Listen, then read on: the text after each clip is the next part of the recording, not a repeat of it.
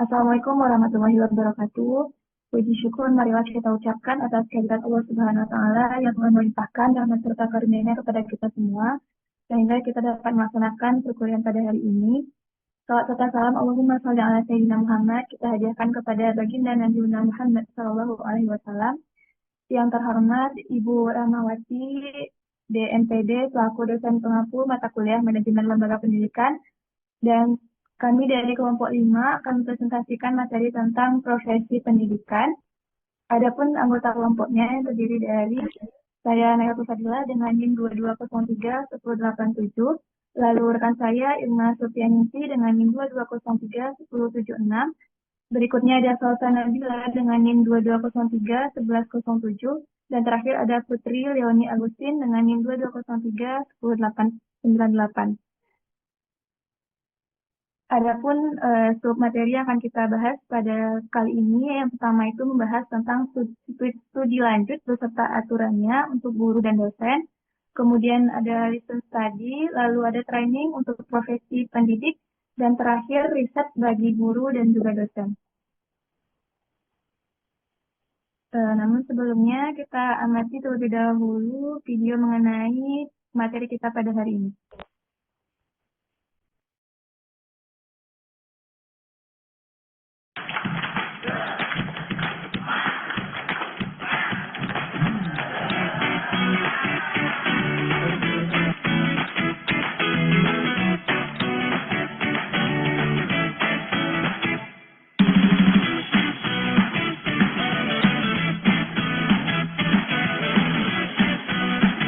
BPGP Provinsi Jawa Tengah telah mengembangkan sistem asesmen refleksi kebutuhan belajar guru (ARKB) secara sampling kepada guru di kabupaten kota di Jawa Tengah secara sukarela dari semua jenjang pendidikan.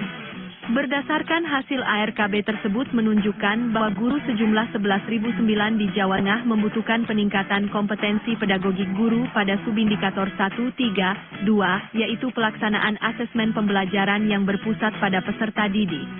Dan 11.107 guru di Jawa Tengah membutuhkan peningkatan kompetensi pedagogik guru pada subindikator 1, 2, 5 yaitu penggunaan teknologi informasi dan komunikasi (TIK) secara adaptif dalam pembelajaran.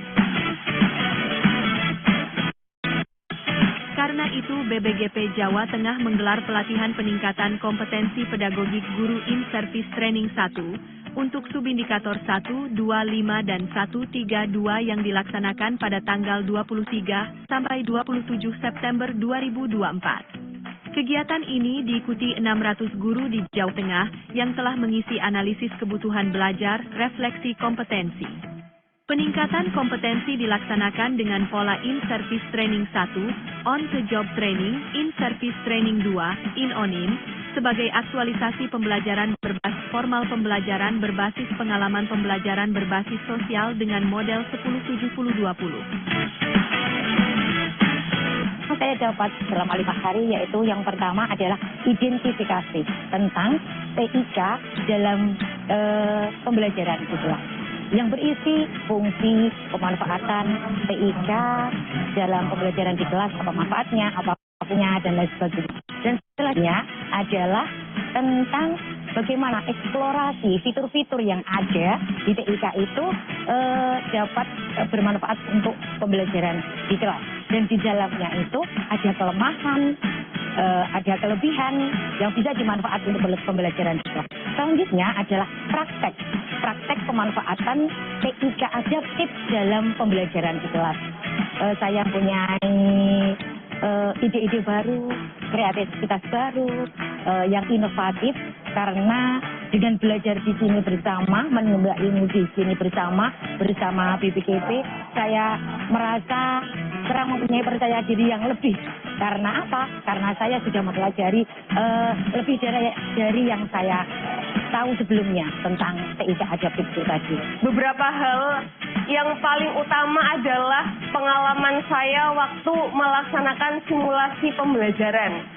Nah, pada saat proses simulasi pembelajaran itu, pastinya perasaannya yang pertama adalah deg-degan. Apalagi melihat kelompok-kelompok lain ataupun perwakilan dari kelompok lain yang sangat keren sekali. Di situ saya pasti merasa minder. Lalu berkat support dari teman-teman, akhirnya yang awalnya saya pikir saya tidak mampu, ternyata saya bisa memberikan yang terbaik yang saya miliki untuk saya berikan ke teman-teman semuanya. Kami dalam kegiatan ini sangat mengharapkan ya ada tindak lanjutnya. Jadi kami masih butuh bimbingan, masih butuh arahan karena dalam pemanfaatan TIK kami masih banyak belajar. Walaupun sudah pernah diterapkan, tapi memang di Kebumen ini untuk kali ini sudah mulai agak ditinggalkan lagi seperti itu. Jadi dengan kegiatan ini harapannya menjadi lebih bersemangat lagi untuk kita mengembangkan TIK yang adaptif dalam pembelajaran, terutama di kelas kita.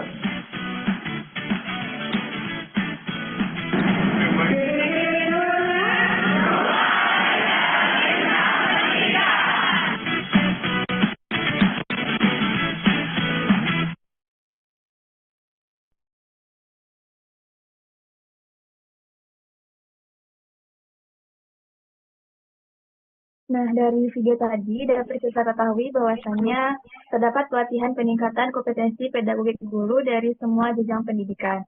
Hal ini dilakukan karena guru-guru di Jawa Tengah memerlukan peningkatan kompetensi pedagogik guru dalam subindikator 132, yaitu pelaksanaannya asesmen pembelajaran yang berpusat pada peserta didik.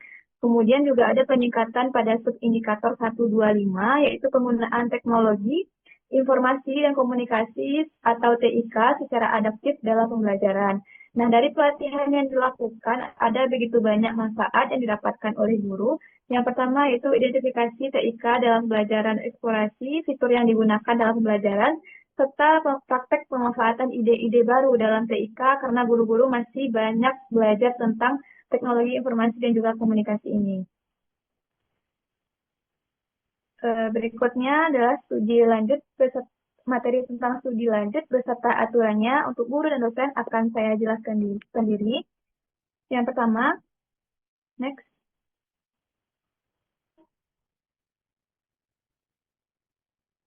Nah, yang pertama itu kita akan bahas terlebih dahulu apa itu studi lanjut. Nah, secara harfiah dapat didefinisikan bahwa studi lanjut adalah program yang melanjutkan pendidikan ke jenjang yang lebih tinggi yang dijalani oleh dosen ataupun pegawai dalam meningkatkan kualifikasi akademiknya. Nah, studi lanjut itu dapat direalisasikan melalui dua cara. Yang pertama itu melalui tugas belajar dan yang kedua melalui izin belajar. Tugas belajar ini adalah tugas yang melanjutkan pendidikan ke jenjang yang lebih tinggi yang dilakukan oleh dosen ataupun guru baik di dalam ataupun di luar negeri, di mana bersangkutannya itu dalam tugas belajar dapat dibiayai oleh pemerintah dan juga meninggalkan tanggung jawabnya sebagai pegawai negeri sipil. Kemudian dalam izin belajar ini mengikuti pendidikan ke jenjang yang lebih tinggi yang diberikan kepada guru ataupun dosen baik di dalam ataupun di luar negeri atas dasar biaya sendiri ataupun swasta yang bersangkutan tidak meninggalkan kewajibannya sebagai PNS. Next.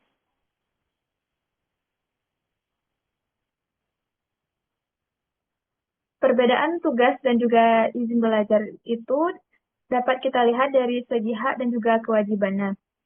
Yang pertama itu pada tugas belajar, itu berhak menerima beasiswa dari pemerintahan, sedangkan izin belajar, dananya itu berasal dari biaya sendiri atau donatur di luar instansi.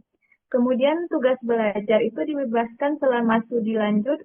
Untuk itu, bagi yang memiliki jabatan akademik dosen ataupun guru tidak berhak mendapatkan tunjangan profesi. Sedangkan pada izin belajar itu dibebaskan maka tetap memperoleh tunjangan profesi. Kemudian bagi yang berstatus PNS, yang bertugas belajar tidak mendapatkan tunjangan jabatan dosen, sedangkan yang izin belajar mereka tetap memperoleh tunjangan. Berikutnya, dari dosen ataupun guru, tugas belajarnya itu tidak berhak mengusulkan kenaikan jabatan ataupun pangkat selama tugas belajar. Sementara pada izin belajar mereka berhak mengusulkan kenaikan jabatan. Kemudian dari publikasi selama studi lanjut, bagi yang tugas belajar tidak bisa dihitung sebagai angka kredit karena statusnya bukan dosen, pengecualian hanya berlaku untuk publikasi di jurnal, bisa diakui setelah selesai tugas belajarnya. Sementara yang izin belajar ini bisa studi lanjut atas nama mahasiswa pasca sarjana, juga tidak bisa dihitung sebagai angka kredit kecuali studi lanjut atas nama dosen atau PTN atau PTS. Next. Perbedaan tugas dan izin belajar dari segi hak dan juga kewajiban. Yang pertama, ini dapat dilihat dari segi kewajibannya sebagai dosen. Tugas belajar tak berkewajiban melaksanakan beban kerjanya sebagai dosen. Sedangkan jika izin belajar itu tetap berkewajiban melaksanakan BKD apabila statusnya dosen tetap. Kemudian tugas belajar itu dibebaskan maka tak wajib melaksanakan kegiatan tridharma perguruan tinggi. Sedangkan izin belajar ini tidak dibebaskan tugasnya, maka kegiatan tridharma perguruan tinggi tetap wajib dilaksanakan. Untuk serdos itu wajib bagi dosen, namun yang tugas belajarnya tidak wajib diikut sertakan, sementara yang izin belajarnya ini bila persyaratannya sudah cukup, bisa diikut sertakan. Berikutnya, tujuan dari studi lanjut itu memperdalam pengetahuan dan juga keterampilan. Nah, studi lanjut ini dapat memungkinkan individu untuk mendalami pengetahuan dan keterampilannya di bidang yang spesifik, sehingga dapat meningkatkan kemampuan profesional mereka. Kemudian meningkatkan kualitas kompetensi, yaitu melanjutkan studi ke jenjang yang lebih tinggi untuk memberikan kesempatan untuk terus belajar ilmu baru dan mengasah keterampilannya khususnya di bidang yang lebih spesifik. Kemudian memperluas jaringan profesional, di mana studi lanjut seringkali membuka kesempatan untuk bertemu dan berinteraksi dengan orang-orang yang memiliki latar belakang serta pengalaman yang berbeda sehingga dapat memperluas jaringan koneksi. Berikutnya, membuka peluang karir yang lebih baik, di mana kenaikan kualifikasi pendidik seperti gelar S2 ataupun S3 dapat meningkatkan peluang karir dan juga potensi penghasilan. Kemudian investasi pribadi untuk masa depan. Studi lanjut dapat dianggap sebagai investasi pribadi untuk masa depan yang lebih stabil karena dapat meningkatkan pengetahuan, keterampilan, dan juga pemahaman untuk berhasil dalam berbagai bidang kehidupan. Berikutnya yaitu memenuhi harapan dan juga kebutuhan, di mana bagi sebagian orang melanjutkan studi ini untuk memenuhi harapannya dan karena adanya kebutuhan untuk meningkatkan kompetensi dan pengetahuan dalam bidang tertentu. Next.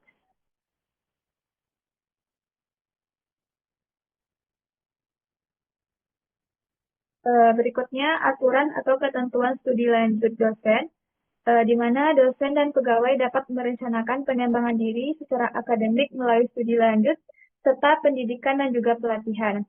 Kemudian setelah menyelesaikan studi lanjut, serta pendidikan dan pelatihan, dosen dan pegawai wajib melaksanakan tugasnya kembali di unit kerja dan institusinya.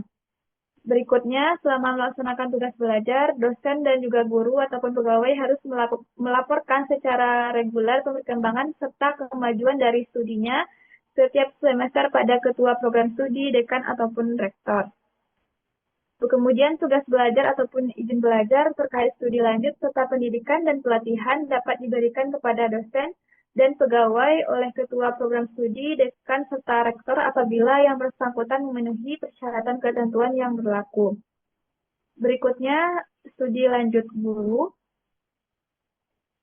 di mana pada studi lanjut guru, aturannya itu telah diatur dalam Undang-Undang Nomor 14 Tahun 2005, di mana beberapa program studi lanjut juga bisa memiliki persyaratan khusus seperti pengalaman mengajar ataupun sertifikasi tertentu. Kemudian persyaratan studi lanjut untuk guru umumnya meliputi kualifikasi akademik yang sesuai dengan jenjang pendidikan yang ingin dilanjutkan, serta memenuhi persyaratan administratif dan memiliki kemampuan akademik yang memadai. Kemudian ada beberapa aturan tambahan mengenai studi lanjut ini. Yang pertama dalam pemberian tugas belajar, Misalnya pada PNS itu memiliki masa paling kurang itu 1 tahun terhitung sejak diangkat sebagai PNS. Kemudian mendapatkan surat tugas dari pejabat yang berwenang. Kemudian mengenai usia maksimal pada program Diploma 1, 2, 3 serta S1 berusia paling tinggi 25 tahun, kemudian untuk program S2 paling tinggi 37 tahun, untuk program S3 paling tinggi usianya 40 tahun. Dan untuk daerah terpencil, tertinggal, dan juga terluar, jabatan sangat diperlukan, di mana usia maksimalnya itu ditetapkan pada program S2 paling tinggi 42 tahun, dan pada program S3 itu paling tinggi 47 tahun. Pada pegawai negeri sipil yang menduduki jabatan struktural dibebaskan dari jabatannya, sedangkan pada PNS yang menduduki jabatan fungsional dibebaskan sementara dari jabatannya.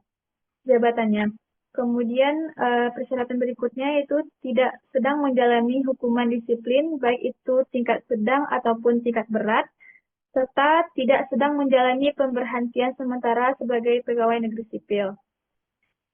Berikutnya, untuk ketentuan pada pemberian izin belajar, yang pertama itu adalah pegawai negeri sipilnya itu telah memiliki masa kerja paling kurang 1 tahun yang terhitung sejak diangkat sebagai pegawai negeri sipil, kemudian mendapat izin secara tertulis dari pejabat yang berwenang, kemudian unsur penilaian pelaksanaan pekerjaan dalam 1 tahun terakhir paling kurang bernilai baik.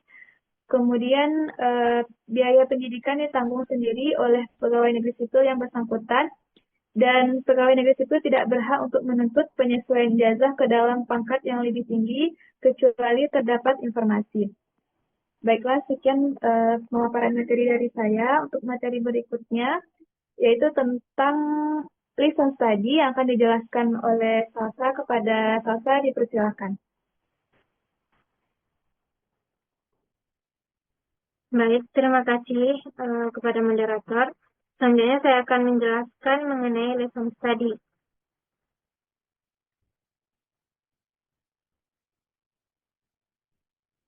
Nah, lesson study ini sudah berkembang di negara Jepang sejak awal tahun 1990-an.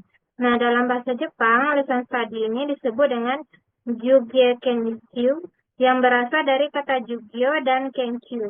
Dalam bahasa Indonesia, Jugyo berarti pembelajaran dan Kenkyu berarti pengkajian. Nah, jadi lesson study secara sederhana dapat disebutkan sebagai pengkajian terhadap pembelajaran. Nah, menurut Mulyana tahun 2007, lesson study itu adalah upaya pembinaan profesi pendidik melalui pengkajian pembelajaran secara kolaboratif dan berkelanjutan, berlandaskan pada prinsip-prinsip kolegalitas dan mutual learning untuk membangun komunitas belajar. Lesson study ini bukan metode pembelajaran atau strategi pembelajaran, tetapi dalam lesson study dapat dipilih dan diterapkan berbagai metode atau strategi pembelajaran yang sesuai dengan situasi, kondisi, atau masalah pembelajaran. Nah, dalam lesson study, dosen harus mengubah proses pembelajaran yang klasikal yang berorientasi kepada pengajar menjadi pembelajaran yang berpusat pada mahasiswa atau student-centered learning. Nah, kegiatan ini dimaksudkan untuk memperbaiki proses dan hasil pembelajaran secara terus-menerus sehingga dapat mendorong terbentuknya sebuah komunitas belajar atau learning society yang secara sistematis dan konsisten melakukan perbaikan yang bersifat individual maupun manajerial. Berikutnya, lesson study adalah suatu proses kolaboratif di mana sekelompok guru mengidentifikasi masalah-masalah pembelajaran, merencanakan suatu perbaikan pembelajaran, melaksanakan pembelajaran, di mana salah satu guru dalam kelompok guru mengajarkannya dan guru yang lain itu sebagai pengamat. Kemudian, mengevaluasi dan merevisi pembelajarannya, dan mengajarkan pembelajaran yang telah direvisi, serta mengevaluasi lagi dan berbagi atau menyebarluaskan hasilnya kepada guru-guru yang lain. Nah, menurut Kerbin dan Kopp tahun 2008, 2002, tujuan dari lesson study yang pertama yaitu memperoleh pemahaman yang lebih baik tentang bagaimana peserta didik itu belajar dan guru mengajar. Yang kedua, memperoleh hasil-hasil tertentu yang dapat dimanfaatkan oleh para guru yang lainnya. Kemudian yang ketiga, meningkatkan pembelajaran secara sistematis melalui inquiry kolaboratif.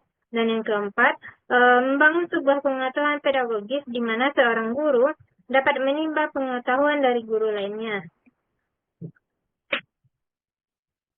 Selanjutnya yaitu tahapan dari lesson study menurut Mulyana tahun 2007, yaitu plan, do, see. Nah, di mana yang pertama yaitu perencanaan pembelajaran.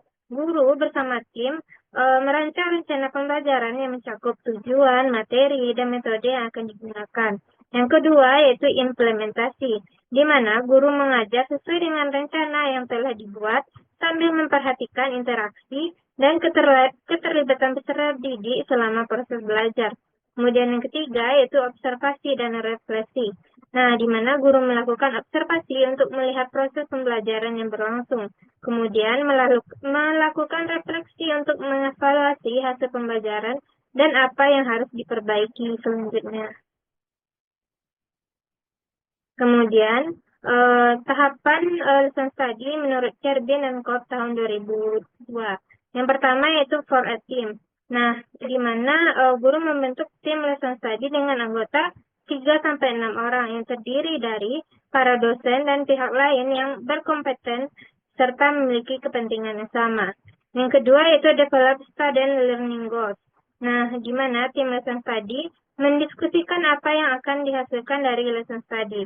Kemudian yang ketiga yaitu plan the research lesson. Artinya para dosen membuat desain pembelajaran agar mencapai tujuan belajar tertentu dan mengantisipasi respon para mahasiswa di kelas.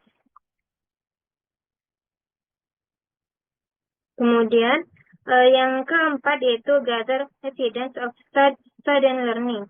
Nah, salah seorang melaksanakan pembelajaran menjadi menjadi dosen model dan dosen-dosen lainnya melakukan pengamatan dan mengumpulkan bukti-bukti dari pembelajaran yang dilakukan oleh mahasiswa atau menjadi dosen observer. Kemudian yang kelima yaitu analyze evidence of learning, di mana tim mendiskusikan hasil pengamatan dan bukti-bukti serta menilai kemajuan dalam mencapai tujuan belajar mahasiswa.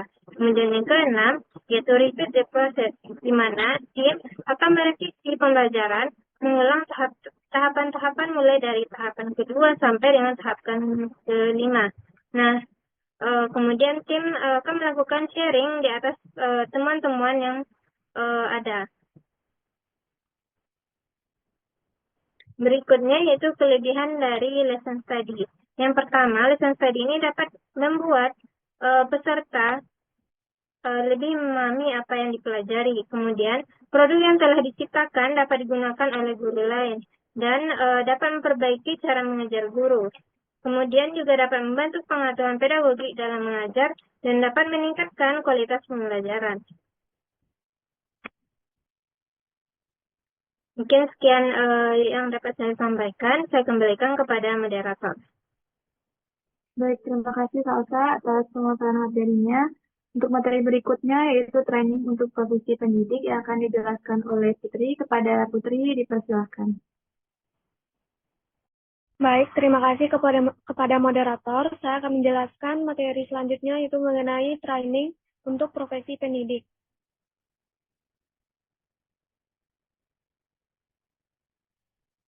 Next.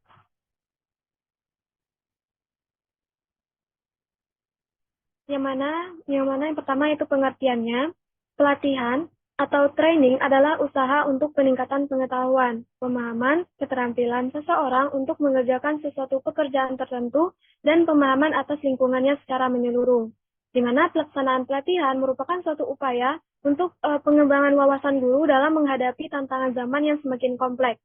Selain kegiatan pelatihan para guru, biasanya diundang jika ada suatu inovasi atau perubahan kebijakan pada salah satu aspek pendidikan dengan memberikan kegiatan pelatihan bagi mereka.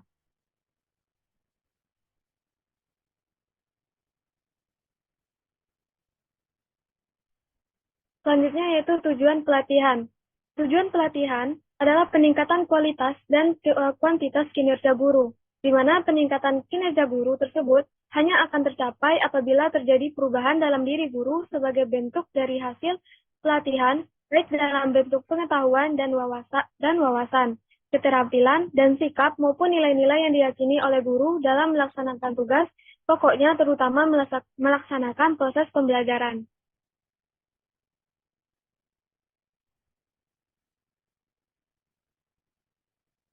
Nah, guru yang tidak mengalami perubahan ketika mendapatkan pelatihan disebabkan oleh faktor, yaitu yang pertama itu faktor internal dan faktor eksternal. Yang faktor internal, di mana rendahnya motivasi dari minat dalam pengembangan diri untuk dapat bekerja secara lebih baik melalui perubahan dalam cara berpikir, bersikap, maupun berperilaku dalam mengajar. Yang kedua yaitu faktor eksternal, di mana disebabkan oleh adanya kultur budaya atau kondisi budaya dan kultur yang menyebabkan rendahnya dukungan dari pimpinan dan teman sejawat untuk melakukan perubahan dengan mengimplementasikan hasil dari pelatihan.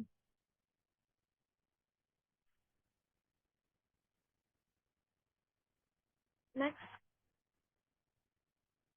Selanjutnya yaitu jenis-jenis pelatihan. Nah, berikut ini beberapa jenis pelatihan yang sering diselenggarakan. Yang pertama yaitu pelatihan pedagogik, di mana pelatihan pedagogik ini bertujuan untuk meningkatkan kompetensi guru dalam merencanakan, melaksanakan, dan mengevaluasi pembelajaran. Nah, pelatihan ini meliputi metode pembelajaran, menggunakan media pembelajaran, dan pengelolaan kelas. Yang kedua yaitu pelatihan teknologi pendidikan. Pelatihan teknologi pendidikan bertujuan untuk mengajarkan guru dalam menggunakan teknologi dalam proses pembelajaran. Nah, pelatihan ini menggunakan perangkat keras atau software pendukung pembelajaran, pengembangan media pembelajaran digital, dan pemanfaatan internet.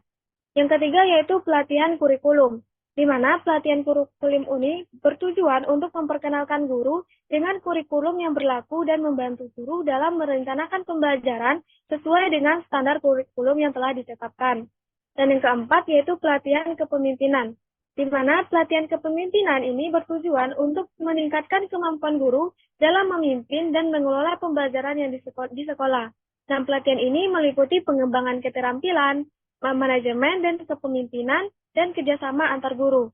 Yang terakhir yaitu pelatihan pengembangan diri, di mana pelatihan pengembangan diri ini bertujuan untuk membantu guru mengembangkan potensi diri dan meningkatkan profesionalisme. Dan pelatihan ini dapat meliputi pengembangan soft skill, peningkatan kemampuan berkomunikasi, dan pengelolaan emosi. Next.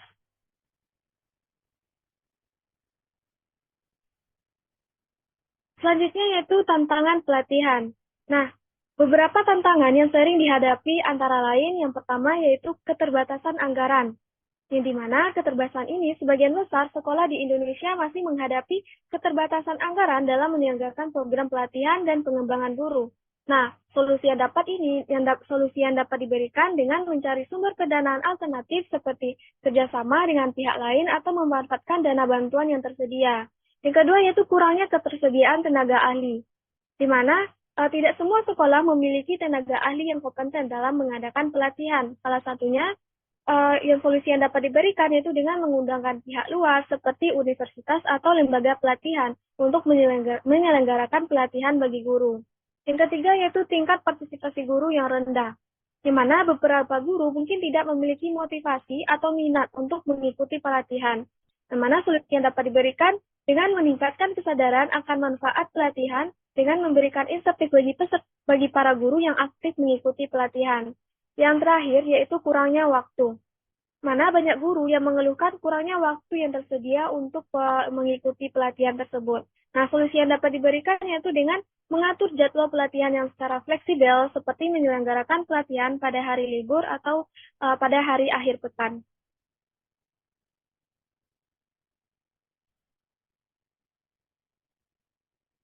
Baiklah, sekian dari materi yang dapat saya sampaikan. Saya kembalikan kepada moderator.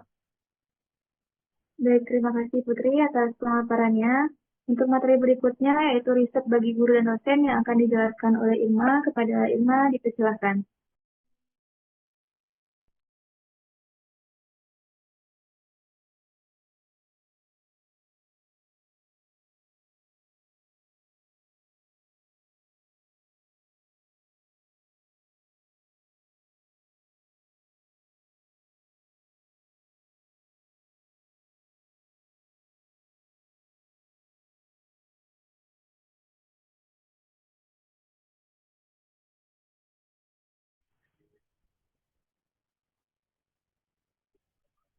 Baik, saya izin melanjutkan untuk pemaparan materi berikutnya, yaitu adalah peran riset bagi guru.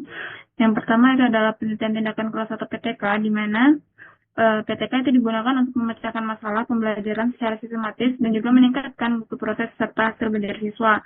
Kemudian yang kedua adalah pengembangan kompetensi, di mana riset itu dapat membantu guru untuk memahami pendekatan pembelajaran yang lebih efektif, memahami karakteristik serta didik, serta memperbarui pengetahuan bidang studi. Kemudian yang ketiga itu adalah untuk kenaikan pangkat dan sertifikasi, di mana di Indonesia itu guru perlu untuk melakukan riset sebagai bagian dari pengembangan keprofesian berkelanjutan atau PKB, yang menjadi syarat administrasi dalam karir. Next.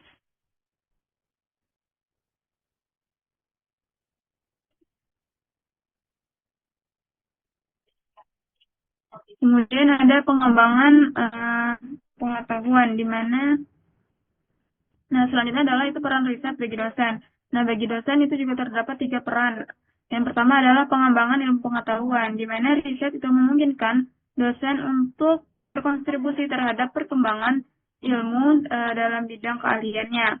Kemudian kolaborasi dan reputasi akademik, di mana melalui riset, dosen itu dapat menjalin jejaring dengan instansi lain, itu mendapatkan hibah penelitian serta meningkatkan metakognisi di tingkat regional dan juga global. Kemudian yang terakhir adalah karir akademik, di mana pada karir akademik itu dosen dapat menjadi menaikkan jabatan menjadi kepala atau guru besar, di mana di sini adalah salah satu syarat bagi dosen itu untuk mendapatkan gelar profesor. Karena untuk mendapatkan gelar profesor itu diwajibkan untuk menghasilkan karya ilmiah yang terpublikasi, baik nasional maupun internasional. Next. Baik, saya lanjutkan. Untuk manajemen pengembangan profesi melalui riset itu ada 3 jenisnya. Yang pertama adalah perencanaan strategis, di mana pada perencanaan strategis itu menentukan topik riset yang relevan dengan kebutuhan peserta didik, kurikulum, dan juga isu pendidikan terkini. Kemudian yang kedua ada fasilitasi institusional, di mana sekolah dan perguruan tinggi itu menyediakan dukungan berupa pelatihan, pendanaan, atau kolaborasi. Kemudian yang ketiga ada evaluasi dan publikasi, di mana hasil riset didokumentasikan, diseminasi melalui seminar, jurnal, atau forum ilmiah untuk memberi dampak yang lebih luas. Baik, demikian penyampaian materi dari saya kembalikan pada moderator. Terima kasih Irma atas penyampaian materinya. Untuk berikutnya kita akan melihat tentang case study yang akan dijelaskan oleh Sasa. Kepada Sasa dipersilakan. Baik, terima kasih moderator. Selanjutnya saya akan menjelaskan mengenai case study dengan judul yaitu strategi pengembangan profesionalisme guru di era digital dengan tantangan dan peluang. Penulisnya Hedwig Marcelina Serang, Geli Maria Lembong, Chelsea Detimenti Sumual, dan Rosemary Stella Tura. Diterbitkan tahun 2023 pada jurnal EIDAS atau Jurnal Manajemen Pendidikan Islam pada volume 9 nomor 1. Berdasarkan hasil diskusi kelompok kami, permasalahan yang terdapat pada artikel tersebut, banyak sekali guru yang kesulitan dalam mengadaptasi teknologi baru dalam proses pembelajaran. Kemudian kurangnya pengetahuan guru mengenai penggunaan media digital dan aplikasi pembelajaran, di mana tidak semua sekolah memiliki akses yang memadai terhadap teknologi dan sumber daya digital yang diperlukan untuk proses pembelajaran. Kemudian kurangnya pelatihan yang memadai untuk guru dalam penggunaan media digital dan diperlukan perubahan dalam cara pandang pendidikan untuk memanfaatkan teknologi secara efektif. Lalu sulitnya menciptakan suasana belajar yang menantang dan menarik bagi peserta didik. Berikutnya solusi yang diberikan. Yang pertama yaitu mengadakan pelatihan dan menyediakan workshop serta seminar untuk meningkatkan keterampilan digital guru dalam proses pembelajaran. Yang kedua, memastikan sekolah memiliki akses memadai terhadap perangkat dan sumber daya digital. Yang ketiga, mendorong guru untuk memanfaatkan aplikasi dan platform digital yang sudah familiar di kalangan masyarakat serta mengintegrasikan media sosial dan aplikasi sehari-hari dalam proses pembelajaran. Kemudian yang keempat, yaitu mengedukasi guru tentang pentingnya beradaptasi dengan perkembangan teknologi informasi dan komunikasi, serta mendorong guru untuk berperan sebagai fasilitator yang mendukung kreativitas peserta didik. Kemudian yang kelima, menciptakan suasana belajar yang interaktif dan menarik dengan memanfaatkan teknologi serta menggunakan metode pembelajaran inovatif untuk meningkatkan partisipasi peserta didik. Yang keenam, menyusun program sertifikasi untuk guru yang mencakup kompetensi pedagogik dan juga digital. Dan yang terakhir, yaitu mengadakan forum diskusi dan komunitas belajar bagi guru untuk saling berbagi pengetahuan dan juga pengalaman. Menurut kelompok kami, artikel tersebut sangat relevan dengan kondisi pendidikan saat ini, di mana teknologi digital semakin mendominasi. Nah, pada artikel terdapat banyak sekali tantangan yang dihadapi oleh guru, seperti keterbatasan pengetahuan digital dan adaptasi terhadap teknologi. Solusi yang diberikan pada artikel seperti pelatihan dan peningkatan akses teknologi yang sangat praktis untuk diimplementasikan demi peningkatan kualitas pendidikan. Dan pada artikel juga ditekankan pentingnya kolaborasi antara guru, sekolah, dan pihak luar untuk menciptakan lingkungan belajar yang lebih baik. Harapannya, yang pertama, agar permasalahan yang dihadapi dalam pembelajaran ini dapat diatasi sehingga kualitas pendidikan dapat meningkat, terutama dalam penggunaan teknologi yang efektif. Kemudian, agar guru dan siswa dapat beradaptasi dengan cepat terhadap perkembangan teknologi dan metode pembelajaran baru. Diharapkan semua guru mendapatkan pelatihan yang memadai untuk meningkatkan keterampilan digital. Dan adanya pemerataan akses terhadap teknologi dan sumber daya pendidikan di seluruh sekolah, terutama di daerah terpencil. Mungkin sekian yang dapat saya sampaikan. Terima kasih, saya kembalikan kepada moderator. Baik, terima kasih kepada Salsa atas penjelasannya. Demikianlah presentasi kami dari kelompok 5 mengenai profesi pendidik. Atas segala kesalahan dan kekurangannya kami mohon maaf. Kami akhiri dengan wassalamualaikum warahmatullahi wabarakatuh.